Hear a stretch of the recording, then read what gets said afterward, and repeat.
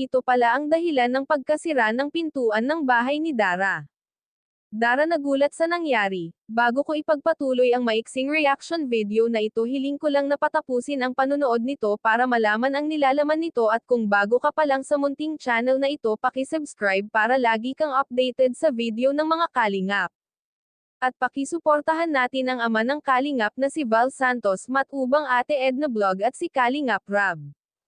Isang mapagpalang araw sa inyong lahat mga kalingap, at shoutout nga pala sa patuloy na sumusuporta sa aking YouTube channel, lalong-lalo na sa mga viewers natin na walang sawang nanonood at sumusuporta. Salamat! Nabigla si Kalingap Rab sa balitang nasira ang grills ng pintuan ng bahay ni Dara. Dahil 2 buwan pa lang ang bahay na ito ay nasira na agad ang grills ng pinto. Ito pa naman ang pinaka-importante sa lahat kung bakit nilagyan ito ng grills, dahil ito ang nagsisilbing kaligtasan ng magkapatid.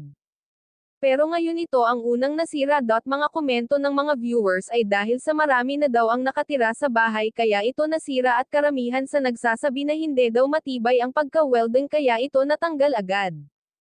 Dahil kung babalikan natin ang nakaraan ay minadali talaga ang paggawa ng bahay ni Dara para may maayos na itong tirahan at para safe na rin ang magkapatid. Dahil nga sa mga nangyari sa kanila na gusto silang pasukin ng isang magnanakaw. At ang pinagtataka pa ng mga viewers, bakit daw marami na ang nakatira sa bahay ni Dara. Pero ito naman talaga ang gusto mangyari ni Dara, ang magsama-sama silang kumpleto, kaya dapat ay wag nang magtaka kung bakit dumami sila na nakatira sa bahay. Baka natanggal lang talaga ang grills ng pinto at siguro hindi matibay ang pag-welding nito, siguro nagmamadali na matapos ito. Pero sa ating mga viewers ay huwag nang mag-alala dahil ipapagawa naman ito at siguro naman mas titibayan na ang pag-welding nito. Hanggang dito na lang ang update ko mga kalingap, maraming salamat at God bless sa inyong lahat.